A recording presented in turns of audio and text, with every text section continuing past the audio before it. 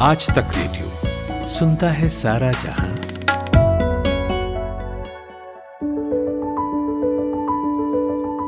Abortion, Hindi में कहूँ तो गर्भपात, इस साल ये खूब चर्चा में रहा। चर्चा के तार जुड़े हैं अमेरिका से। वहाँ की सुप्रीम कोर्ट ने गर्भपात से जुड़ा 50 साल पुराना फैसला रो वर्सेस वेड को पलट दिया। अब वहाँ पर महिलाओं के पास गर्भपात का संवैधानिक अधिकार यानी राइट टू अबॉर्शन नहीं होगा। इस फैसले ने एक नई बहस छेड़ दी। माँ बनना या ना बनना हर एक महिला का निजी मामला है। जहाँ प्रेगनेंसी एक महिला के लिए खूबसूरत एहसास है, वहीं दूसरी के लिए शारीरिक और मानसिक पीड़ा की वजह भी हो सकती है। कभी अनचाहा गर्भ तो कभी समय और पैसे की किल्लत, कभी माँ ना बनने की इच्छा जिसमें कोई बुराई नहीं है, तो कभी गर्भ में पल रहे शिशु का खराब स्वास्थ्य। अबॉर्शन का कारण कुछ भी हो सकता है और उसे सही या गलत ठहराने का हक किसी को नहीं है। इन सब बहस के बीच लोग अमेरिका की स्थिति की तुलना भारत से करते हुए कह रहे हैं कि हम इनसे दशकों आगे हैं। पर हैरानी होगी आपको ये जानकर कि भारत वो देश है जहां अनसेफ अबॉर्शन महिलाओं के मौत का तीसरा प्रमुख कारण है। एक सर्वे के मुताबिक हर साल भारत में 10 मिलियन महिलाएं गुपचुप तरीके से गर्भपात करवाती हैं। वजह अलग अलग हो सकती है, लेकिन नतीजा ये होता है कि महिलाओं की जान पर बनाती है। और 80% भारतीय महिलाओं को पता ही नहीं है कि 20 से 24 हफ्ते के भीतर अबॉर्शन करवाना असल में लीगल है भारत में, यानी कानूनी रूप से मान्य है। तो आज हेलो डॉक्टर में हम बात करेंगे भारत में अबॉर्शन को लेकर बना कानून क्या कहता है, ये कितना सेफ और कॉन्फिडेंशियल है, कब अबॉर्शन करवाना चाहिए और कब नहीं। इन्हीं सब सवालों के जवाब आज हम ढूंढेंगे। नमस्कार, मैं हूँ खुशबू और आप सुन रहे हैं हेलो डॉक्टर।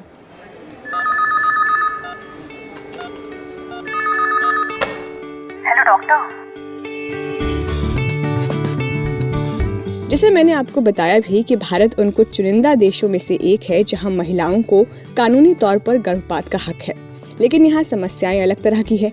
2015 में लैंसेट की एक स्टडी आई थी। उसके मुताबिक देश में करीब 1.5 करोड़ गर्भपात हुए थे, जिनमें से सिर्फ 34 लाख मामले यानी 22% से कम मामले सरकारी स्वास्थ्य केंद्रों तक पहुंचे थे। भारत में आमतौर पर प्रेगनेंसी का फैसला सिर्फ महिलाओं का नहीं होता। शादीशुदा घरों में यहाँ बहुत कुछ पति और परिवार पर भी निर्भर करता है। यही बात अबॉर्शन केसेस पर भी लागू होती है। मैरिड महिलाओं को लेकर समस्या तो अलग है, लेकिन जब बात अनमैरिड लड़कियों की आती है तो उसे कई स्तरों पर नेगेटिव बातों से जूझना पड़ता है। क्योंकि शादी के बिना बनाए गए शारीरिक संबंधों को भारतीय समाज स्वीकार नहीं करता है और स्टिग्मा की तरह देखता है। ऐसे में लड़कियां भी अनसेफ अबॉर्शन का रास्ता ढूंढ लेती हैं, जो कि ज़्यादा खतरनाक है। गांव में तो हाल बहुत बुरा है। पपीता खाकर या गर्म चीज़ें खाने से गर्भपात होता है टाइप के मिथ फैले हुए हैं। वहाँ पर सुविधाओं के अभाव में लोग अनसेफ अबॉर्शन का रास्ता अपनाते हैं। तो आज हमारे साथ doctor Meenakshi Ahuja internet call पर जुड़ गई हैं। मीनाक्षी फोर्टिस लॉ फेमे में मैनेजिंग डायरेक्टर हैं, गायनोकोलॉजिस्ट डिपार्टमेंट की 30 साल का एक्सपीरियंस है और IMA साउथ की वो प्रेसिडेंट भी हैं। स्वागत है डॉक्टर मीनाक्षी आपका आज तक रेडियो पर। कैसी हैं आप? Thank you so much. आज बहुत जरूरी दिन है कि हम बात करें अबॉर्शन पे, तो I am happy to be here कि ऑडियंस के में सारे सवाल जवाब कर सके हम और सारी शंकाएं दूर कर सके। डॉक्टर मीनाक्षी, जैसे आपने अबॉर्शन की बात की है, तो मैं सबसे पहले अभी आज फिलहाल अबॉर्शन जो है काफी सुर्खियों में रहा। अमेरिका में जो फैसला लिया गया अबॉर्शन को लेकर, उसके बाद से ही मैं आपसे ये पूछना चाहती हूँ, जैसे WHO के आंकड़ों के मुताबिक दुनिया में हर साल करीब 6.5 करोड़ महिलाएं अबॉर्शन कराती है, जिनमें से 45% जो है वो गर्भपात असुरक्षित होते हैं, अबॉर्शन अनसेफ होता है।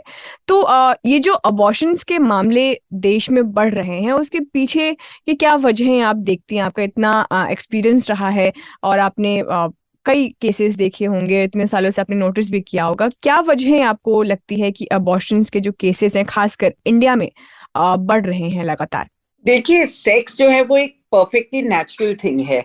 तो अगर देखा जाए, अगर कॉन्ट्रासेप्शन के एडवाइस ना मिले या पेशेंट या हर औरत या आदमी को लगे कि आपको पता ही नहीं किससे पूछे या कहाँ से डिस्कस करें, कि कॉन्ट्रासेप्शन अवेलेबल ना हो या इंफॉर्मेशन अवेलेबल ना हो, मेरे हिसाब से तभी अनवांटेड प्रेगनेंसी होगी। एंड अगर अनवांटेड प्रेगनेंसी है तो चाहे कोई मैरिड है या अनमैरिड है और वो प्रेगनेंसी कंटिन्यू नहीं करना चाहते, वो उसको अबॉर्ट कराना चाहेंगे। कई लोगों को पता भी नहीं कि अबॉर्शन सेफ और लीगली हो सकता है, और वो क्योंकि लोगों से छुपाना चाहते हैं, वो भूल जाते हैं कि हमारा जो लॉ है वो कॉन्फिडेंशियली भी अलाउ करता है, तो कॉन्फिडेंशियलिटी की वजह से कि उनको लगता है कि नहीं होगी, और इसलिए वो कहो जहाँ सेफ नहीं है, या अपने आप केमिस्ट से दवाई लेके, या कोई इंटरनेट से पढ़ के, जब आप ये चीज खुद करने की कोशिश करोगे या ठीक डॉक्टर के पास नहीं जाओगे, क्वालिफाइड डॉक्टर के पास नहीं जाओगे, तो फिर वो अनसेफ या इलीगल अबॉर्शन कहलाएगा। और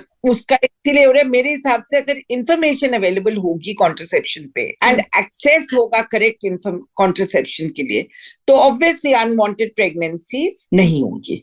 डॉक्टर मीनाक्षी, जैसे आपने ये कहा कि अगर इंफॉर्मेशन का एक्सेस हो तो हम अनइंटेंडेड जो प्रेगनेंसीज हैं, अनसेफ अबॉर्शन है, उसको रोक सकते हैं, लेकिन कहाँ पर ये कमी आ जाती है? ये क्या बैरियर्स हैं जो एक सेफ अबॉर्शन का जो एक्सेस है वो कम करता है महिलाओं के बीच? मेरे हिसाब से ना प्रॉब्लम ये है कि इंसान सोचता है कि जब वो बहुत भयंकर बीमार है तभी डॉक्टर के पास जाए, और जब वो बिल्कुल ठीक और हेल्दी है तो डॉक्टर के पास जाने की कोई जरूरत नहीं, और इन्फॉर्मेशन आप अपने यहाँ मित्रों से या मित्रगण से, इंटरनेट से, या वैसे ही आप अपने आप इंफॉर्मेशन लेने की कोशिश करते हो, और उसमें फिर गलतियां होंगी। आज की डेट में आपको समझना है दैट अगर आप सेक्सुअली एक्टिव हो और आप प्रेगनेंसी नहीं चाहते, ठीक है ना, चाहे आप मैरिड हो चाहे आप अनमैरिड हो, you should meet a gynecologist, get the correct information and use proper contraception। ये अपने आप या अपने मित्रों से पूछ के या अपने आप सोच के या केमिस्ट से पूछने वाली चीज नहीं है। हर इंसान की बॉडी अलग होती है, हर इंसान की नीड्स अलग होती हैं, हर इंसान के रिस्क अलग होते हैं, और इस चीज के लिए कॉन्ट्रसेप्शन एक्सेस के लिए और सबसे पहले इंफॉर्मेशन के लिए आई थिंक एक तो हमारे ओपननेस भी नहीं है इसके बारे में कि डॉक्टर से मिल के आए। दूसरी बात है कि मेरे को लगता है कि स्कूल कॉलेजेस में ये इन्फॉर्मेशन ओपनली दी जानी चाहिए, चाहे डॉक्टर्स की टॉक्स कराए या वैसे। तो जब आपको पता ही नहीं कि आपको क्या करना है, तब अनइंटेंडेड प्रेगनेंसी तो होगी, तब आप डॉक्टर के पास जाओगे, अबॉर्शन कराओगे, और तब आपकी कॉन्ट्रसेप्शन नीड्स डिस्कस होंगी, विच इज वेरी सैड। जी डॉक्टर मीनाक्षी, एक सवाल मैं ये पूछना चाहती हूँ आपसे। एक जैसे अगर हम आमतौर पर अगर हम देखें तो जो अबॉर्शंस कराने का जो एज ग्रुप है खासकर, उसमें बहुत कम उम्र की लड़कियां अबॉर्ट करवा रही होती हैं। मैं आपसे ये पूछना चाहती हूँ, जैसे आपका इतने सालों का एक्सपीरियंस रहा हो, आपके पास भी कई तरह के केसेस आए होंगे, इतने सालों में आप क्या कोई डिफरेंस देखती हैं इन एज ग्रुप्स में? मतलब पहले किस तरह के किस एज ग्रुप के ज़्यादा जो लड़कियां हैं, महिलाएं हैं, वो अबॉर्ट करवाती थी? क्या अभी हमारे लाइफस्टाइल में चेंजेस होने की वजह से, कई सारे हमारे पास इंफॉर्मेशन है, उसकी वजह से क्या इस एज ग्रुप में कोई चेंज आया है, या फिर ये वैसा ही है जैसा आप 10 साल पहले देखती थी और अभी भी वो ठीक उसी एज ग्रुप के लोग ज्यादा आते हैं अबॉर्शन के लिए? ये ना दो तरफी तलवार है। एक तरफ हम देखते हैं कि people at younger age, more people are having sexual relations, तो definitely sexual activity is more accepted in younger age group now। Secondly, आप ये भी समझते हैं कि शादी की उम्र जैसे कि जैसे लोग, लड़कियां वर्किंग हैं या अदर रीजन से डिले हो रही है, या मोर गर्ल्स और अनमैरिड जो सेक्सुअली एक्टिव हैं, है ना, तो वहां पर भी अबॉर्शन का रेट बढ़ेगा, क्योंकि उनको झिझक होती है कि डॉक्टर को विजिट करें अबॉर्शन की कॉन्ट्रसेप्शन के लिए। एट द सेम टाइम, क्योंकि इंफॉर्मेशन आज की डेट में ज्यादा अच्छे से अवेलेबल है compare to 10 to 15 years back, उसके हिसाब से अबॉर्शन रिलेटिवली कम होना चाहिए। तो मेरे हिसाब से आई वुड से कि परसेंटेज, क्योंकि much more about girls who are sexually active between 18 and 30 compare to 10 years later, abortion इसकी वजह से ज्यादा होनी पड़ती है। बट हाँ, probably there is more information available than was available, या एक हेजिटेशन कम हो गई है। आज की डेट में as a gynaecologist I will have 20-year-old जो मेरे पास आएंगे, और बच्चों को ये भी पता है कि हाँ, अगर हम सेक्सुअली एक्टिव होना चाहते हैं तो कॉन्डोम्स को छोड़ के अगर हम कोई और ऑल्टरनेटिव ढूंढ रहे हैं तो डॉक्टर को विजिट करना जरूरी है। जी, अगर आप मुझे ये बता सके, क्योंकि जैसे कि आपने अपनी बातचीत के दौरान ये कहा भी कि ज्यादातर महिलाओं को ये पता नहीं होता कि अबॉर्शन इंडिया में लीगल है, तो अभी जो फिलहाल के कानून है भारत में अबॉर्शन को लेकर, वो क्या है? अगर आप इसे थोड़ा सा ब्रीफली उन लोगों के लिए, हमारे लिसनर्स को समझाएं, ताकि वो ये समझ पाएं कि अबॉर्शन कब कराना सही है और कब कराना सही नहीं है। हमारा जो कानून है इंडिया में वो क्या कहता है इसे लेकर? This is very very important कि every woman should be aware of the MTP act. MTP act आज का कोई नया एक्ट नहीं है। इंडिया मेरे ख्याल में अबॉर्शंस और वुमेन्स राइट में इसमें दुनिया में काफी कंट्री से बहुत आगे है। The MTP act is actually of 1972 and आप ये ध्यान रखिए कि ये एमटीपी एक्ट जो है ये औरतों को सुरक्षित और उनकी सेफ्टी के लिए बनाया गया है और आज की डेट में उसमें अमेंडमेंट्स भी आ गई हैं। पहली बात इस एक्ट में you have to be an adult not less than 18, क्योंकि वो फिर पॉस्को एक्ट में आ जाता है जो पुलिस को नोटिफाइबल होता है। ठीक है, 18 के बाद अगर कोई लड़की या औरत अबॉर्शन चाहती है तो सिर्फ चाहे वो मैरिड है चाहे अनमैरिड है उससे बिल्कुल कोई फर्क नहीं पड़ता, उसका अपना राइट है कि वो प्रेगनेंसी डिसकंटिन्यू करे। इसमें पार्टनर या हस्बैंड का भी सिग्नेचर या कंसेंट की जरूरत नहीं है। That's number 1।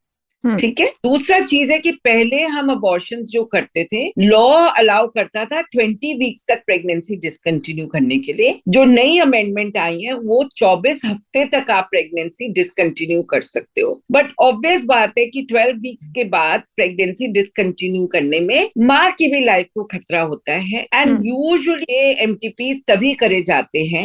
एमटीपी का मतलब है मेडिकल टर्मिनेशन ऑफ प्रेगनेंसी या अबॉर्शन। ये तब करे जाते हैं अगर बच्चे में कोई नुक्स है कुदरती जो आगे जाके बच्चे के फ्यूचर या लाइफ या को हार्म करने वाला है। तो ज्यादातर जो अबॉर्शंस होती है वो फर्स्ट 3 मंथ्स ऑफ प्रेगनेंसी में हो जानी चाहिए, क्योंकि तब तक एक पर्सन को ये निश्चय तो कर ही लेना चाहिए कि उसने वो प्रेगनेंसी कंटिन्यू करनी है कि नहीं। MTP act covers medical abortions जो अर्ली प्रेगनेंसी में होती हैं, जहां हम मेडिसिन से ही अबॉर्शन कर सकते हैं और कंफर्म करेंगे भाई सब कुछ ठीक है और सेफ है और आगे जाके कंसीव करने में कोई दिक्कत ना आए। फिर होती है सर्जिकल अबॉर्शंस जो हम एनेस्थीसिया या बिना एनेस्थीसिया या drugs depending on what the person wants करते हैं, जो सेफली 6 to 12 वीक्स के अंदर हो जाती है। 12 वीक्स के अंदर के बाद पहले till before this year 2 gynaecologist की कंसेंट जरूरी थी इस चीज के लिए, और अब ये है कि 20 वीक्स तक इवन 1 सिंगल गायनेकोलॉजिस्ट की consent is more than enough. तो सिग्नेचर डॉक्टर का होता है और पेशेंट का होता है और इसके अंदर ऑब्वियसली असेसमेंट पूरी उसकी हेल्थ वगैरह पे करी जाती है। मगर देयर आर फ्यू इंडिकेशंस जिसमें आप अबॉर्शन करा सकते हैं। अगर उसमें पहली बात है कि अगर ये अनवांटेड प्रेगनेंसी आपको फैमिली अपनी लिमिट करने के लिए या ये अनवांटेड इसलिए है। सेकेंडली अगर बच्चे में कोई नुक्स है। तीसरा अगर प्रेगनेंसी कंटिन्यू करने में माँ की फिजिकल या मानसिक स्थिति पे कोई नुकसान होने वाला है। So their law is very clear and very safe for women. दूसरी चीज मैं ये बताना चाहूंगी that अगर आपके पास इस why I'm saying this is that आपको ये अनसेफ अबॉर्शन कराने की कोई जरूरत नहीं है एटलीस्ट इंडिया के अंदर, क्योंकि अगर आप एक डॉक्टर के पास या एक हॉस्पिटल में जाते हैं ये आपकी कॉन्फिडेंशियलिटी भी रखी जाएगी। वो आपका जो कागज है वो आप जब एडमिट भी होते हैं तो एक नंबर से एडमिट होते हैं। एमटीपी नंबर से होता है।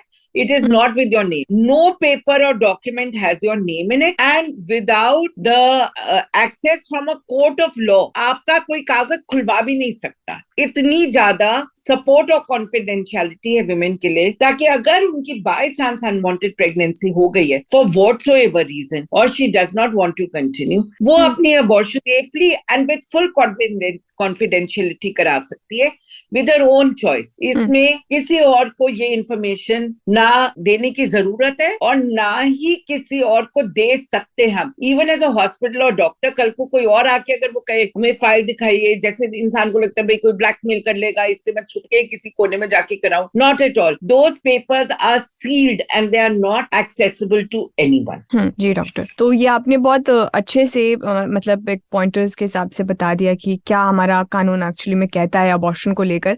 और जैसे कि आपने इसमें बात की कि डॉक्टर के पास लोग नहीं जाना चाहते हैं, इसकी कई वजह हैं। एक तो शर्म है, हिचक है कि क्या कहेंगे लोग, डॉक्टर क्या सोचेगा, बहुत सारे फैक्टर्स इसकी वजह से लोग नहीं जाते हैं और केमिस्ट से ही कंसल्ट करके जो दवाइयाँ आती हैं वो ले लेते हैं वो केमिस्ट के कंसल्टेशन पर।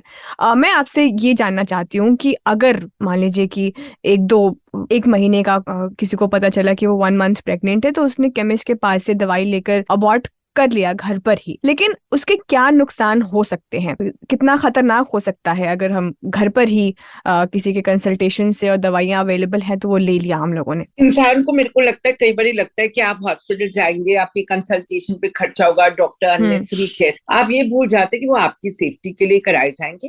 क्योंकि एक तरीके से एक 100% सेफ्टी जहां तक मतलब इंसान के हाथ में है, वो इन चीजों में करनी बहुत जरूरी है। क्योंकि जैसे कि मैंने कहा, अनसेफ अबॉर्शन से आपकी लाइफ भी जा सकती है। अगर अंदर पीसेस रह गए, आपके सेप्टिक अबॉर्शन हो जाएगी, इन्फेक्शंस अंदर हो सकते हैं, एंड अनफॉर्चुनेटली आगे जाके आपको, अभी तो आप ये प्रेगनेंसी नहीं चाहते, पर जब आप चाहेंगे तो आपको कंसीव करने में भी मुश्किल हो सकती है। मोर इम्पोर्टेंटली ब्लीडिंग ज्यादा हो सकती है, आप कोलैप्स कर सकते हैं। तो एक सुपरविजन के बगैर ये करने में मैं बिल्कुल भी रेकमेंड नहीं करूंगी। हम लोग जब रूटीनली आपको मेडिकेशन देते हैं, चाहे दवाई से, जैसे जो आपने कहा कि केमिस्ट से मिल जाती है दवाई या जो भी है, जब हम दवाई देते हैं उससे पहले हम अल्ट्रासाउंड करा के देखते हैं कि ड्यूरेशन वो है जब ये दवाई वर्क करेगी या नहीं करेगी। आप भी जानते हैं कई लोगों को अपनी डेट्स का ध्यान नहीं रहता और उनको लगेगा वो 1 मंथ है जबकि वो 2 मंथ्स की प्रेगनेंसी, उसमें उसको ऑब्वियसली ज्यादा वीकनेस, क्लॉट्स, ब्लीडिंग ज्यादा और कमजोरी, चक्कर आने और कोई मतलब प्रॉब्लम्स हो सकते हैं और अंदर पीसेस रह जाएंगे तो इन्फेक्शन हो जाएगा, राइट। तो दूसरी एक और बहुत खतरनाक चीज है जिसको कहते हैं एक्टोपिक प्रेगनेंसी या ट्यूब में प्रेगनेंसी। मेडिसिन देने से पहले कंफर्म करते हैं कि प्रेगनेंसी जो है वो आपके यूट्रस में है और आपके ट्यूब्स में नहीं है। अगर प्रेगनेंसी ट्यूब में, वो एक लाइफ थ्रेटनिंग कंडीशन होती है और वो ट्यूब फट जाएगी तो माँ की जान भी, लड़की की जान भी जा सकती है। और अगर आप केमिस्ट से दवाई ले लेते हैं, हम लोग अनफॉर्चुनेटली अब ये complications of unwanted and abortions देखते हैं, क्योंकि लोग रप्चर्ड एक्टोपिक के साथ आ जाते हैं, मतलब ट्यूब फट गई, इमरजेंसी में पेशेंट आ रहा है या ब्लीड करते हुए आ रहा है। तो आप ये मत सोचिए कि दवाइयां अपने आप लेने से आप अपना काम आसान बना रहे हैं। आप एक रिस्क हमेशा याद रखिए, रिस्क आप अपनी लाइफ से ले रहे हैं। And I am sure a woman's life is more valuable than just picking up medication from the chemist counter and taking things unsafely, जिससे या तो आपकी फ्यूचर फर्टिलिटी या आपकी लाइफ तक रिस्क पे हो सकता। तो ये लाइटली ना लीजिए, ये कोई एल्पेनलीबे की टॉफी नहीं है जो आपने केमिस्ट से अपने आप ले लिया, या खांसी की एक विक्स की गोली जो आपने ले ली और आप ठीक हो गए। ये एक बहुत मिसकंसेप्शन है कि अरे दवाई तो खानी है, या हमारे फ्रेंड ने खा ली और उसका काम ठीक हो गया। अरे 50% लोगों के जिसको प्रॉब्लम्स हो रही है वो तो डॉक्टर्स ही देख रहे हैं ना, वो तो आपसे डिस्कस करें कि ये प्रॉब्लम हो सकती है। जी, एक अबॉर्शन को लेकर जैसे आपने कई मिसकंसेप्शंस बताया कि कैसे जाएं हम, क्या सोचेंगे लोग, और ये सब चीजें हैं जिसकी वजह से लोग पीछे हट जाते हैं। एक मिसकंसेप्शन मैंने ये भी सुना है जब मैं पढ़ रही थी इसके बारे में, तो ये था कि जो महिलाएं हैं अगर वो अबॉर्शन करवाती हैं तो ब्रेस्ट कैंसर उनको जल्दी हो सकता है। क्या इसका कोई लिंक है साइंटिफिकली, या फिर ये जो कहीं सुनी बातें हैं लोग कहते रहते हैं? Not at all. Breast cancer का अबॉर्शन से तो खैर कोई लिंक है ही नहीं, मगर इन्फेक्शन यूट्रस में, pelvic infections, tubal damage, uterus में डैमेज का अनसेफ अबॉर्शन के साथ लिंक है। जैसे डॉक्टर मीनाक्षी, ये भी मैं पूछना चाहती हूँ, जैसे सेफ अबॉर्शन की हम बात कर रहे हैं, सेफ अबॉर्शन का मतलब क्या होता है? मतलब वो जो सेंटर जहाँ पे हम अबॉर्शन करवाने जा रहे हैं उनके पास किस तरह की सुविधाएं होनी चाहिए? तो ये सेफ अबॉर्शन के क्या पैरामीटर्स होते हैं जो आपको चेक करने चाहिए अगर आप जा रहे हैं अबॉर्शन करवाने? तो देखिए, आज की डेट में हर hospital is a registered MTP centre जहां पर अबॉर्शन सेफली हो सकती है, क्योंकि पूरा बैकअप है, ठीक है। दूसरा ये है कि डॉक्टर्स जो अपने क्लिनिक पे भी अबॉर्शन करते हैं वो सिर्फ मेडिकल अबॉर्शन करेंगे, सर्जिकल नहीं करेंगे। सो उनका ये है कि टाई अप होता है अपने हॉस्पिटल के साथ, क्योंकि doctor has to be qualified and the centre has to be qualified. तो मेरे हिसाब से अगर आपके डॉक्टर एक गायनोकोलॉजिस्ट है तो automatically she gets the training कि वो आपकी एमटीपी कर सकती हैं। मगर हाँ, अगर आपको सर्जिकल प्रोसीजर कराना है किसी छोटे से क्लिनिक में या किसी कोने में आप ऐसे कराएं, वो सेफ नहीं है। आपको ये स्टेरिलिटी कंफर्म हो रही है कि नहीं, क्योंकि इन्फेक्शन का रिस्क है। हम लोग तो आजकल इनफैक्ट क्योंकि यंग गर्ल ज्यादा अबॉर्शन करा रहे होते हैं, हम लोग तो अल्ट्रासाउंड गाइडेंस में करते हैं कि ना यूट्रस को डैमेज हो और पेशेंट बिल्कुल नॉर्मल घर जाए। जैसे आपने 2 तरह के अबॉर्शन की बात की थी डॉक्टर मीनाक्षी, एक तो इन क्लिनिक अबॉर्शन था और एक मेडिकल अबॉर्शन था। कई लोग इसको लेकर बहुत कंफ्यूज रहते हैं कि कराएं तो कौन सा कराएं। आपसे मैं पूछना चाहती हूँ कि मतलब how well does it work, ये दोनों जो अबॉर्शन के टाइप हैं इसमें? One is medical one is medical and one is surgical. ठीक है ना, सर्जिकल एक प्रोसीजर होगा जो एनेस्थीसिया में या ओटी में या हॉस्पिटल में एडमिट, और वो भी डे केयर प्रोसीजर होगा, क्योंकि आप मॉर्निंग में एडमिट हो जाते हो और दोपहर तक आप घर चले जाओगे। है प्रोसीजर 5 मिनट का, मगर एनेस्थीसिया में होगा। ठीक है। और दूसरा है कि दवाई ले जाए। ऑब्वियसली कोई भी इंसान नहीं चाहता भाई हॉस्पिटल में एडमिट हो और प्रोसीजर हो या कुछ, और इसीलिए अननेसेसरी दवाइयां ले लेते जब वो सेफ भी ना हो। मेडिसिन की जो सेफ्टी है in getting termination done is about 90%। पर ऑब्वियसली अगर आप अर्ली प्रेगनेंसी में टर्मिनेशन कराते हो, जैसे कि 6 वीक से पहले जब हार्ट बीट नहीं आए, तो 99% चांस है कि वो प्रेगनेंसी मेडिसिन से क्लियर हो जाएगी। ठीक है। पर जैसे जैसे वक्त बढ़ता है उतना ज्यादा फेलियर का रिस्क बढ़ जाता है। एज अ रूटीन हम लोग पहले एक अल्ट्रासाउंड कराते देखने के लिए कि प्रेगनेंसी का साइज क्या है, और पेशेंट को उसका रिस्क समझाते कि भाई देखो ये आपको लीगली तो ऑप्शन है 7 वीक्स तक या 8 वीक्स तक, मगर उसमें 49 डेज ऑफ प्रेगनेंसी जैसे हम कहते हैं, तो 7 वीक्स तक आप करा लें, मगर उसमें ये है कि इस वक्त पे इतना फेलियर होने का चांस है, क्लॉट्स बड़े बड़े होंगे, पीसेस पास हो सकते हैं, आपको दर्द हो सकते हैं, तकलीफ हो सकती है। तो वो सारी चीजें बिना नजरअंदाज करे, आप इन चीजों को दिमाग में रखते हुए हम एक डिसीजन लेते हैं कि उस टाइम मेडिसिन लेनी ज्यादा सेफ है या सर्जिकल अबॉर्शन आपके लिए ज्यादा सेफ रहेगा। क्योंकि जैसे कि मैंने कहा, सबसे जरूरी बात है कि ये काम भी सेफली हो जाए, अंदर कोई पीसेस ना रहे 2-3 हफ्ते 4 हफ्ते तक, क्योंकि अगर इन्फेक्शन हो गया तो कल को कंसीव करने में भी परेशानी हो सकती है, और फिर तब भी आप डीएनसी कराएंगे। इससे अच्छा जो सेफली प्रोसीजर उस वक्त के लिए ठीक है। Plus there are certain contraindications जब हम नहीं करेंगे मेडिकल अबॉर्शन, तो हर केस अलग होता है। पर यूजुअली अगर सब कुछ नॉर्मल है, ठीक है, अर्ली प्रेगनेंसी जब तक हार्ट बीट नहीं आई या बस आई है और आप तब डिसाइड करते हैं प्रेगनेंसी नहीं कंटिन्यू करें, तो आप डेफिनेटली मेडिसिन से चांस ले सकते हैं। पर जैसे जैसे वक्त बढ़ता है तो सर्जिकल अबॉर्शन आपके लिए सेफर होती है, तब मेडिसिन आप वर्क करेंगे या पीसेस अंदर रह जाएंगे। ठीक है। अब जैसे अबॉर्शन कराने के बाद भी कई तरह की समस्याएं हैं जिसको लेकर क्लैरिटी महिलाओं को नहीं होती है। वो अपने आप ही जैसे अबॉर्शन करवाते समय वो सोच रही होती है, वैसे आफ्टर इफेक्ट्स को भी लेकर कई तरह के सवाल होते हैं, जैसे कि मेरे पीरियड्स अगले मतलब कब सही से आने शुरू हो जाएंगे, will I able to have a intercourse again, कितने दिन का, कब नहीं। तो वो जो आफ्टर इफेक्ट्स हैं पोस्ट अबॉर्शन, वो किस तरह के हैं और इसको लेकर क्या मिसकंसेप्शन है, अगर आप वो बता सकें। तो पोस्ट अबॉर्टल केयर के अंदर ये होता है कि ऑब्वियसली हम नहीं चाहते कि इन्फेक्शन हो, तो कई केसेस में स्पेशली अगर सर्जिकल प्रोसीजर के होता है हम एंटीबायोटिक्स पेन किलर्स दे देते हैं, बट नॉर्मली आप अपने नॉर्मल रूटीन काम पे अगले दिन से जा सकते हैं, ऐसी कोई प्रॉब्लम नहीं है। सेकेंडली वी वांट कि यूट्रस को जैसे हीलिंग का टाइम है, तो कम से कम 1, 2, 3 हफ्ते तक आप इंटरकोर्स अवॉइड करें, जस्ट ताकि आपका यूट्रस कंप्लीटली हील हो जाए, जो भी डिस्चार्ज है अंदर से ठीक हो जाए। जैसे डिलीवरी के बाद 40 दिन का वक्त का परहेज कहा जाता है, वैसे अबॉर्शन के बाद भी, because it is like a mini procedure, तो आप एटलीस्ट अगर थोड़ी देर परहेज रखेंगे तो बेटर रहेगा। उसके बाद आपकी साइकिल जब नेक्स्ट आ गई तो that should remain absolutely normal. Your cycle is back to normal, your chances of conceiving are back to normal. तो ये मत सोचिए कि आपने इस महीने अबॉर्शन किया तो अगले महीने आप प्रेग्नेंट नहीं हो सकते, not at all. There are people who have unprotected sex even in the same cycle and conceive again. तो आपको अपनी प्रिकॉशंस यूज करनी है, और अपनी एक तरीके से अगर अनवांटेड प्रेगनेंसी है तो मैं तो कहूंगी चलो आपने पहली बार अबॉर्शन करा ली गलती समझ के कि आपसे गलती हो गई और गलती का आप कंटिन्यू नहीं कर रहे, which is okay and absolutely fine, but as ये इसको एक रूटीन हैबिट नहीं बनानी चाहिए कि अब हम अगर अपनी गलती से समझे ना कि आगे proper and effective contraception use करें। तो आई विल ऑलवेज सजेस्ट कि जहां भी आप अबॉर्शन कराएं, 1 हफ्ते के बाद जब अपनी गायनेकोलॉजिस्ट से फॉलो अप विजिट के लिए जाएं, तो आप उनके साथ प्लान करें कि भाई आप अगली प्रेगनेंसी कब चाहते हैं, या चाहते हैं नहीं चाहते, और उस वक्त तक कौन सा कॉन्ट्रासेप्शन आपके लिए बेस्ट रहे।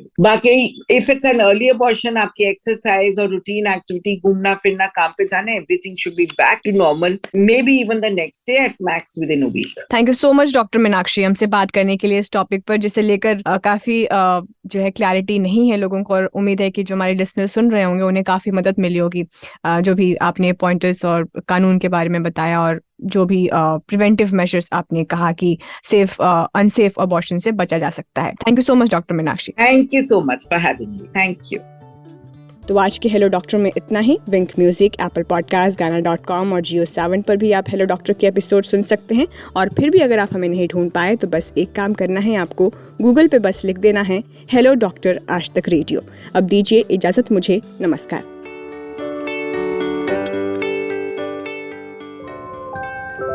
कहानियों का मौसम लौट आया है। किरदार जिनमें सांस ले रहे हैं हमारी रोजमर्रा की जिंदगी के एहसास।